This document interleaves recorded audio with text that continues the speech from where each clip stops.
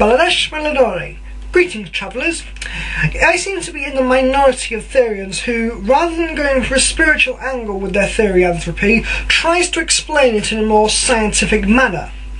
I have gone into detail in my introduction video about how I think Therianthropy comes from in the mind rather than anything spiritual, but in this video I want to talk more about how I feel there may be a nasty disdain for science over spiritual explanations, and why I personally see more value in the scientific method rather than jumping into something akin to shamanism.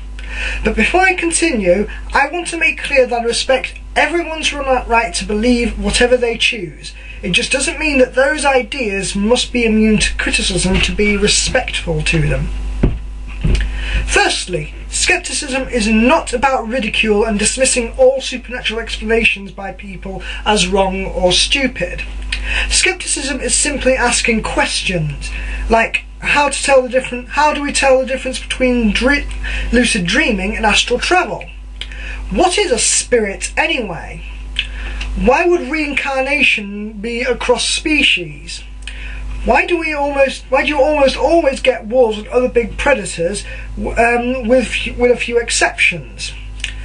These questions, I feel, are not adequately explained by shaman-esque beliefs. Secondly, it's important to establish what scientific method actually is. To start with, we need to define what a Therian actually is. The most popular definition seems to be a person who feels that they are in some way or have a connection to a non-human animal. We experience shifts in behaviour and mental states, sometimes even feeling phantom limbs in place or around our own.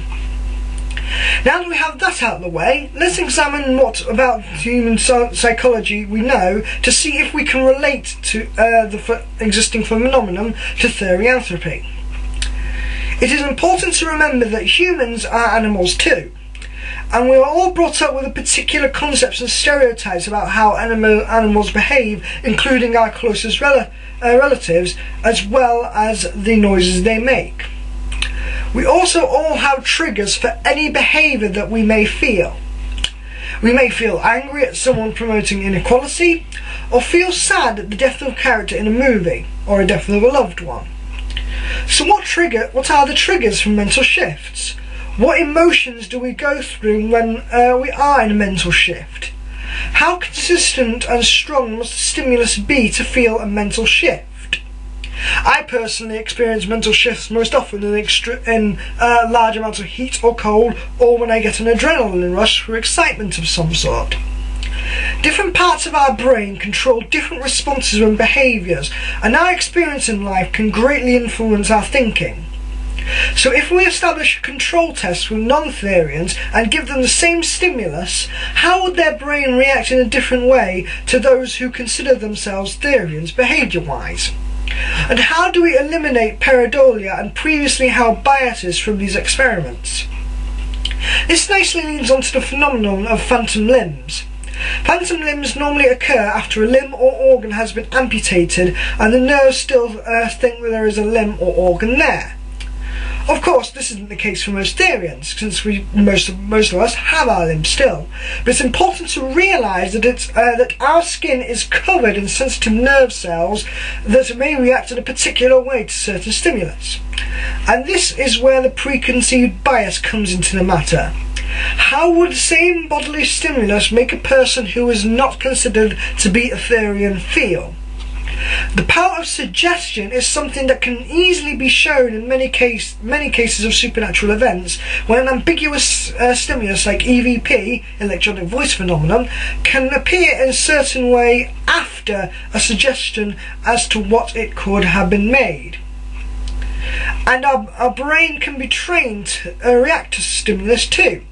In tests where a person is shown different shapes in response to different levels of pain applied to their skin, will often end up feeling larger or lesser amounts of pain when the images are changed so not to consistently relate to the amount of pain given.